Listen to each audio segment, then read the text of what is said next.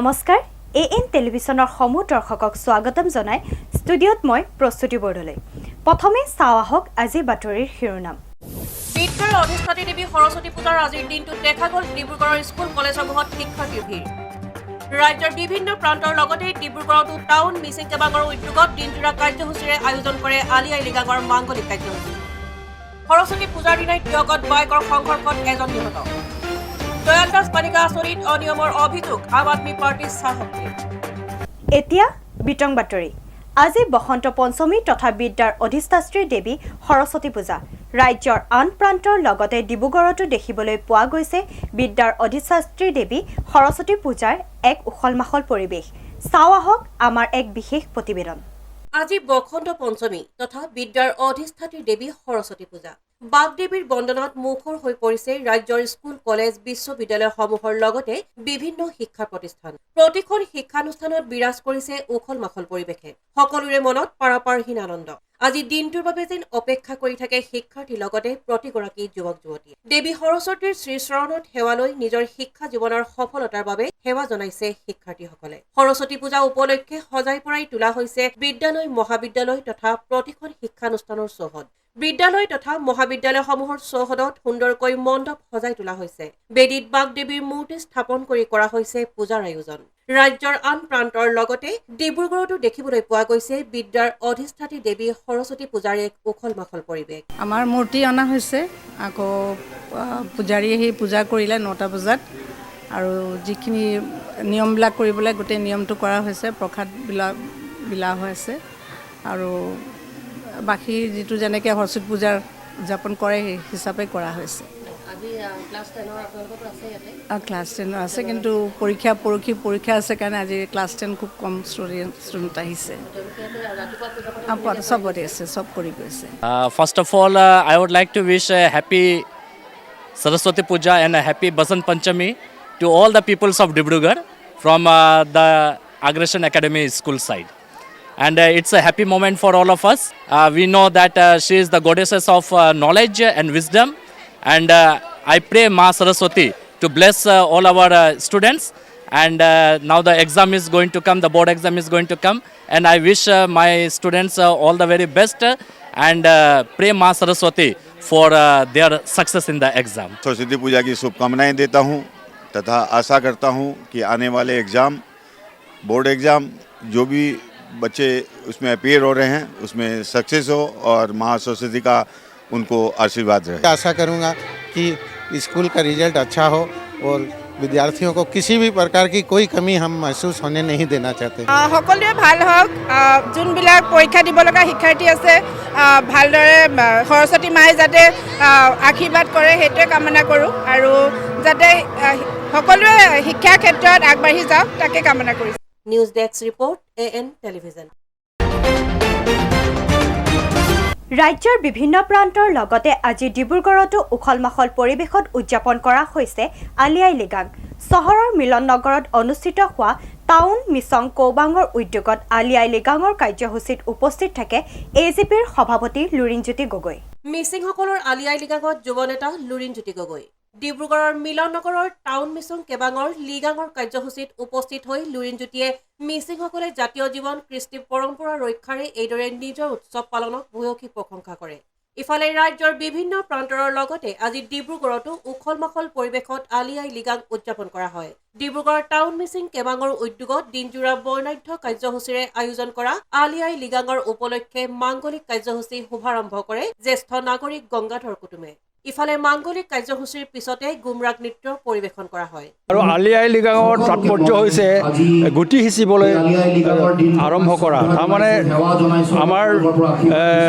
বীজ শিকিব যিটো হয় সেই খেতি আৰম্ভ কৰাৰ দিন কিন্তু আজিকালি এই খেতি নকৰে বহুত দিনৰ আগতে এইটো কৰিছিলে এতিয়া এইটো তথাপি এইটো উৎসৱ হিচাপে কৰি আছে এইটো বিশেষকৈ শ্বয়িং ফেষ্টিভেল বীজ সিঁচাৰ ফেষ্টিভেল এই ফেষ্টিভেলৰ যোগেদি মিচিংসকলৰ সমাজ সংস্কৃতি ইয়াৰ বিভিন্ন আমাৰ কলা সংস্কৃতি এইখিনি প্ৰদৰ্শন কৰা হৈছে ৰাতিপুৱা মাংগলিক কাম হৈ গ'ল তাৰপিছত আমাৰ বিভিন্ন কলা কৃষ্টি দেখুওৱা হৈছে ইয়াত গুমৰাগ চৌমান, ইয়াত পাগৰিক চৌনাম, অযুক্তাপুং চৌনাম আৰু লন্তা চৌমান, এনেকুৱা ধৰণৰ বিভিন্ন আইটেম আছে। ঐনিতম সেইটো গোৱা হৈছে।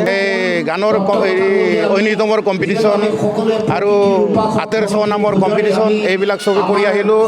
আজি আলি আই লৃগাঙৰ যিটো নেকি কৃষি উৎসৱ, সেই উৎসৱটো আজি অকল অসমতে নহয়, গোটেই ভাৰতৰ য'ত য'ত আছে মেট্ৰ' চিটিবিলাকতো আমাৰ মিচিং সমাজে যিবিলাকে কেইজনমান থাকিলেও সিহঁতেও গোট খাই পিনি তাতে অলপ হ'লেও মানে অনুষ্টুপীয়াকৈ হ'লেও আলি আই লৃগাং উদযাপন কৰিবলৈ চেষ্টা কৰে। সেইটোৰ কাৰণে এই আলি আই লৃগাঙৰ যিটো নেকি কৃষি উৎসৱ হিচাপে পালন কৰিবৰ কাৰণে আমাক যেন চৰকাৰী বন্ধ দিয়ে। আজি এই পবিত্ৰ দিনটোত আমি আলি আই লৃগাঙৰ শুভেচ্ছা সকলোলৈকে মিচিং জাতিসত্তাই নহয় সমগ্ৰ অসমৰ প্ৰতিগৰাকী খিলঞ্জীয়া নিৰ্গোষ্ঠীয় ভূমিপুত্ৰ অসমীয়া মানুহৰ প্ৰতি আমি আন্তৰিক শুভেচ্ছা জ্ঞাপন কৰিছোঁ।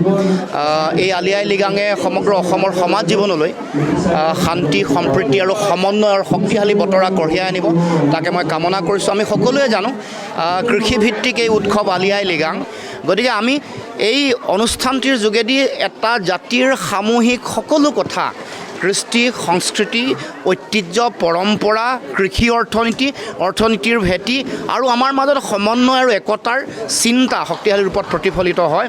গতিকে আমি আমাৰ যিটো সংস্কৃতিৰ শক্তিশালী যিবোৰ উপাদান আছে, বিশেষকৈ মিচিং সমাজৰ সাংস্কৃতিক যিটো চহকী উপাদান, ইয়াক আমি জীয়াই ৰাখিব লাগিব। ডিব্ৰুগড়ৰ পৰা জয়ৰ সহযোগত আইনুল আহমেদৰ ৰিপৰ্ট, AN টেলিভিজন। JEE পৰীক্ষাৰ ফলাফলত উজ্বলিল আকাশ কোচিং প্ৰতিষ্ঠান। ছাত্ৰ ছাত্ৰীয়ে দেখুৱালে কৃতিত্ব।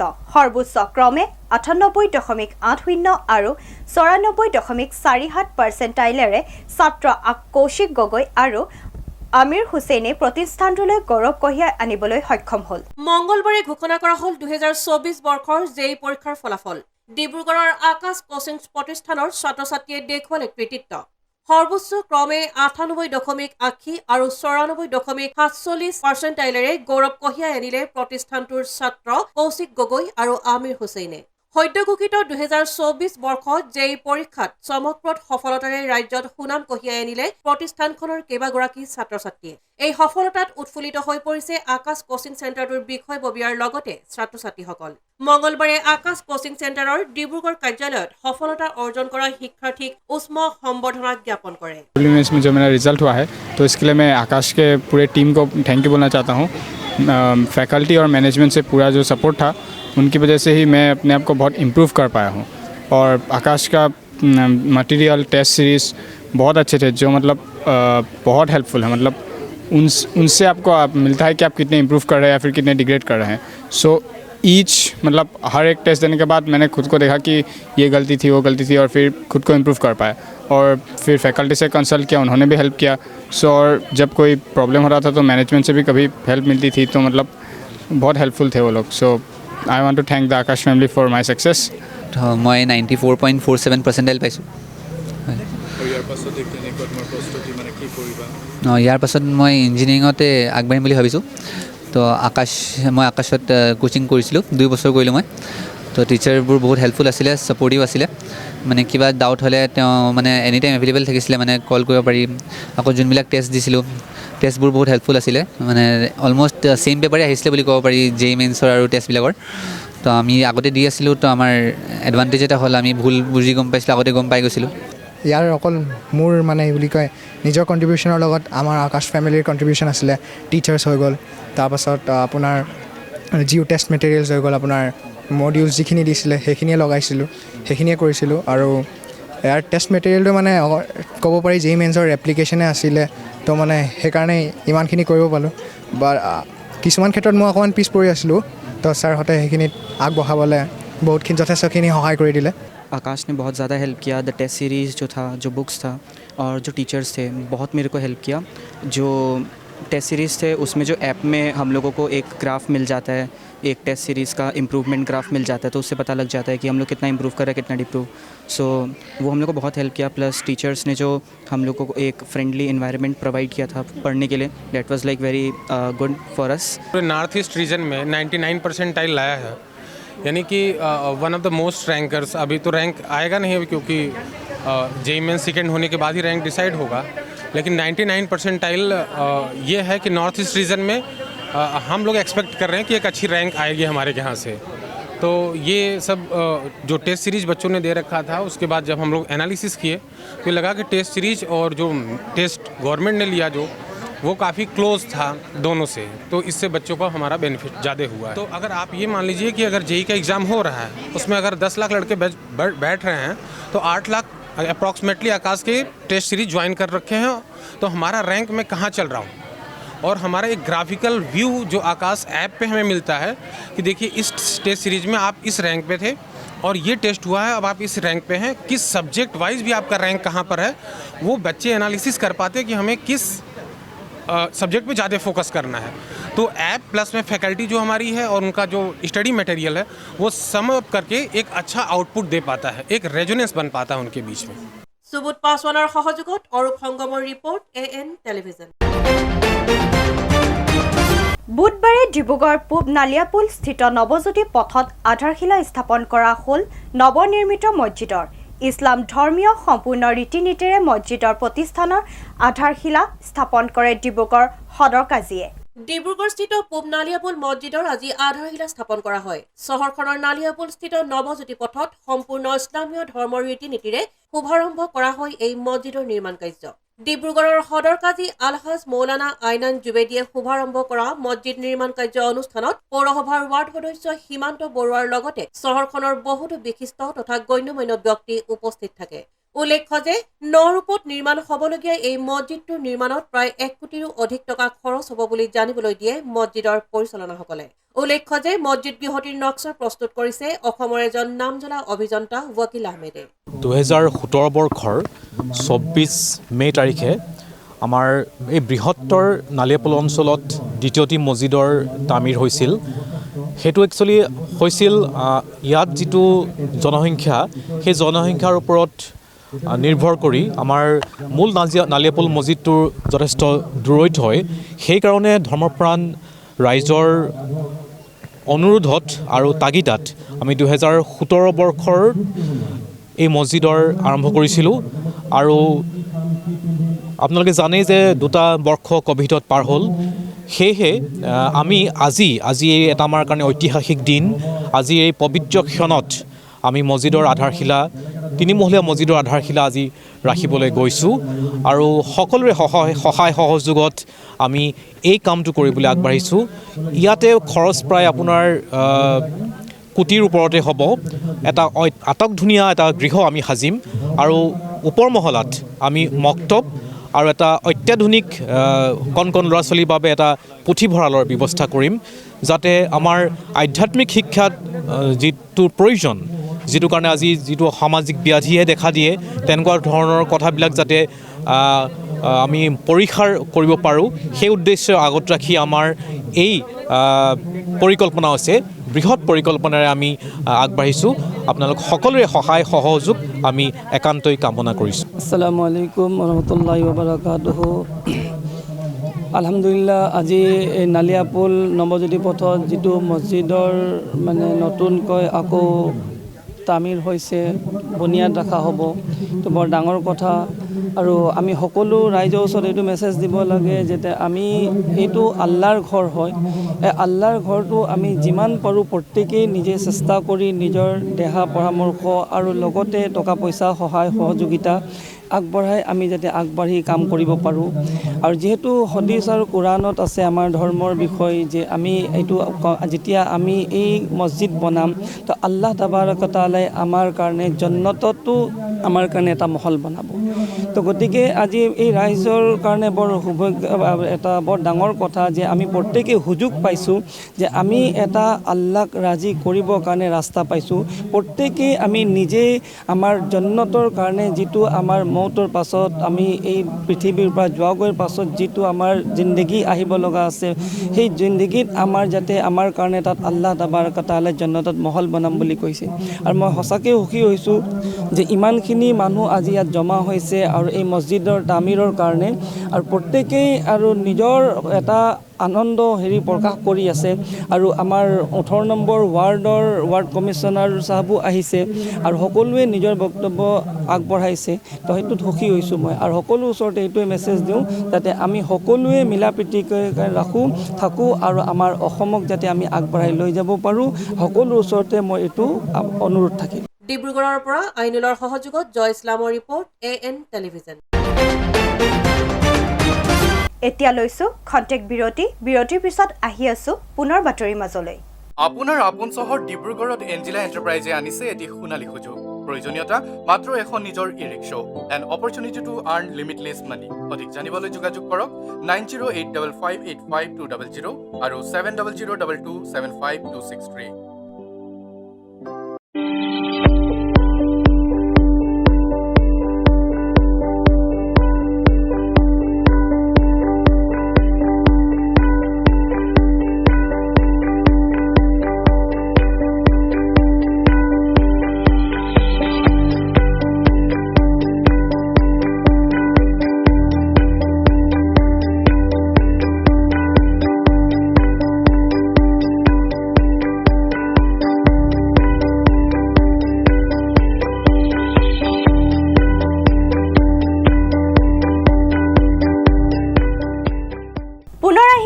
বাতৰিৰ মাজলৈ।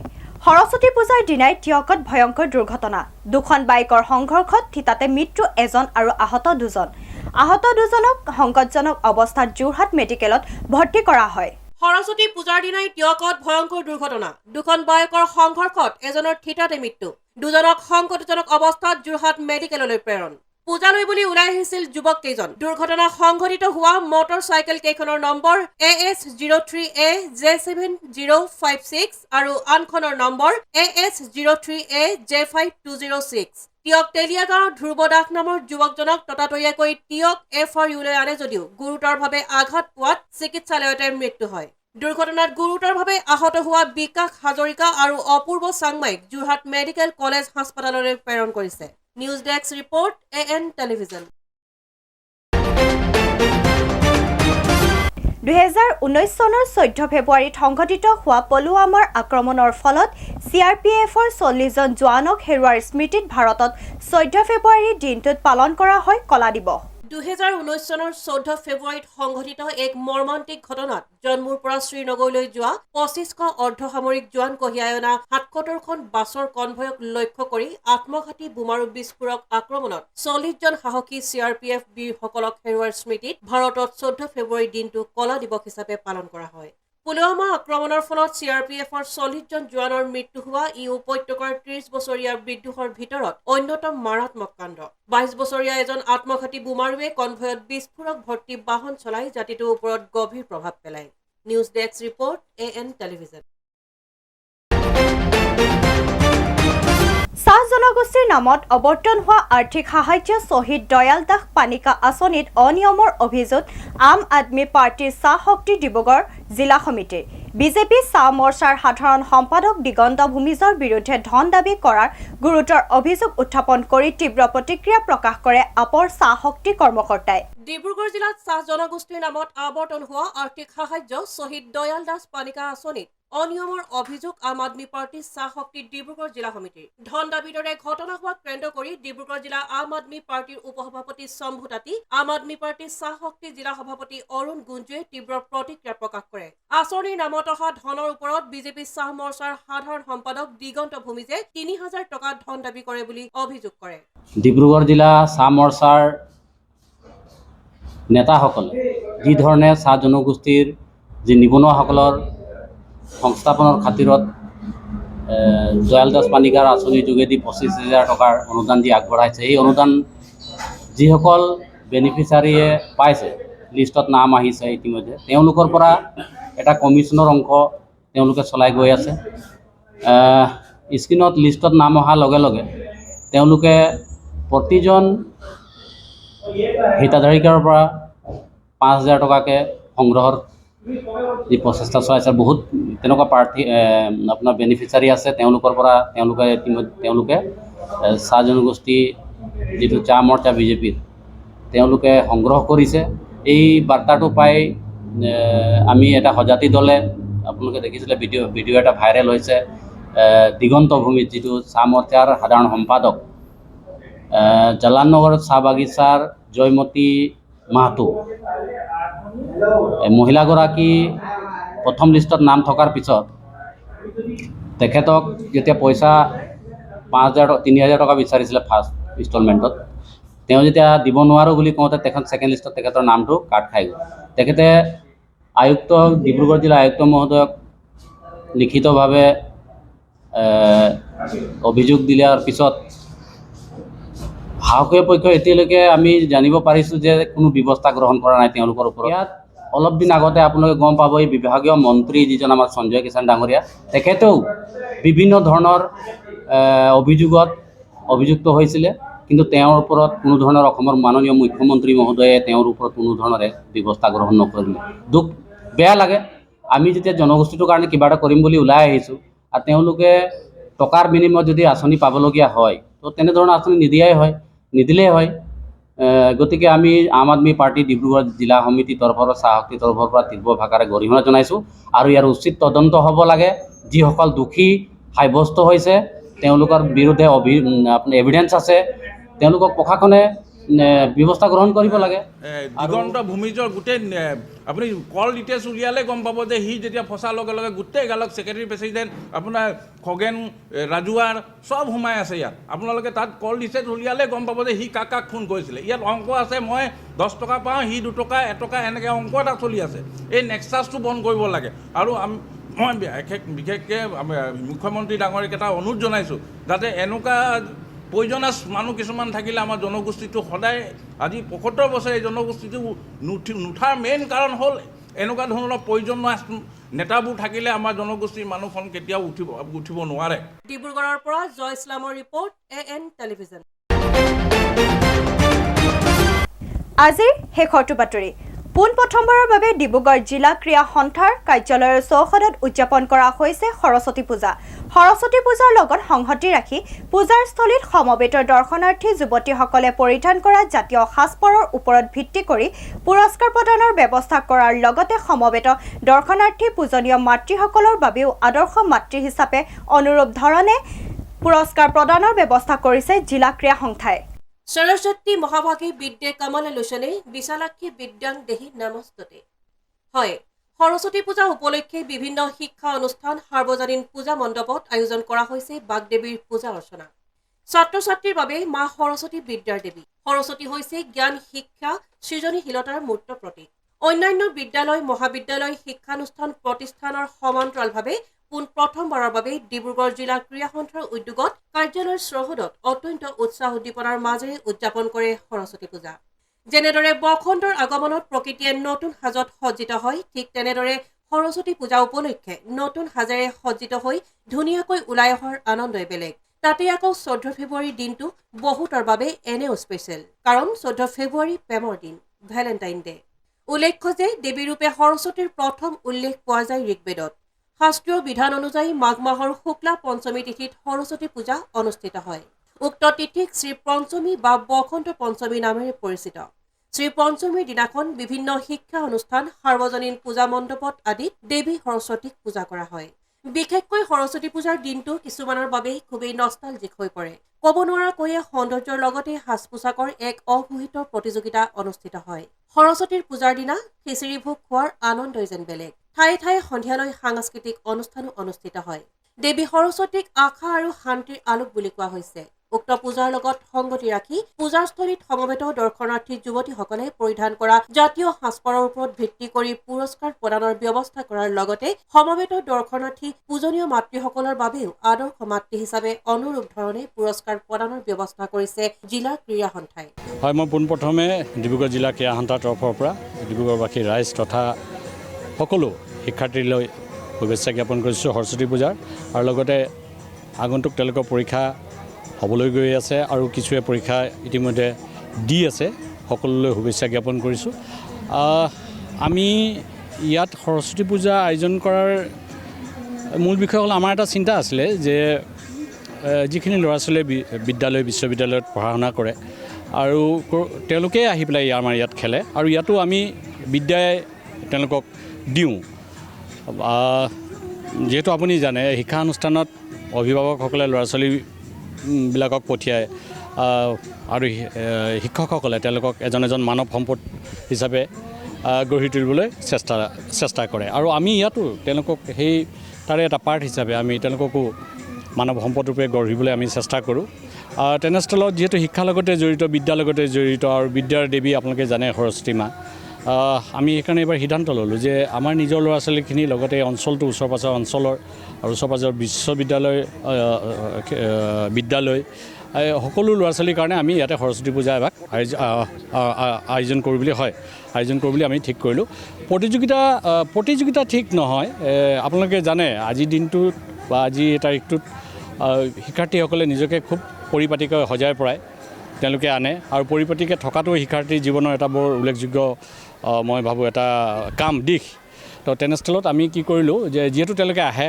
খুব ধুনীয়াকৈ নিজকে সাজি কাচি আহে আমি এটা পুৰস্কাৰ ৰাখিছোঁ 3টা পুৰস্কাৰ ৰাখিছোঁ ফাৰ্ষ্ট ছেকেণ্ড থাৰ্ড এনেকৈ পুৰস্কাৰ ৰাখিছোঁ আৰু লগতে আৰু আমি আপোনালোকে জানে আপোনালোকে লক্ষ্য কৰিছে যে তেওঁলোকৰ লগত বিশেষকৈ খুব জড়িত হৈ থকা অভিভাৱকগৰাকী হ'ল মাতৃগৰাকী সেইকাৰণে আমি মাতৃসকলৰ কাৰণেও এটা আদৰ্শ মাতৃৰূপে আমি তেওঁলোকৰ কাৰণে এটা পুৰস্কাৰ ৰাখিছোঁ তেওঁলোকৰ যিখিনি ত্যাগ তেওঁলোকে যিমান সময় দিয়ে ল'ৰা ছোৱালীৰ লগত সেই তাৰ প্ৰতি সন্মান ৰাখিয়ে পুৰস্কাৰ নহয় একচুৱেলি এইটো আমাৰ জিলা কেন্দ্ৰৰ তৰফৰ পৰা এটা সন্মান ডিব্ৰুগড়ৰ পৰা জয়ৰ সহযোগত আইনুল আহমেদৰ ৰিপৰ্ট AN টেলিভিজন আজিৰ বাতৰি ইমানেই AN টেলিভিছনৰ ষ্টুডিঅ'ৰ পৰা মই প্ৰস্তুতিয়ে ইমানতে বিদায় লৈছোঁ নমস্কাৰ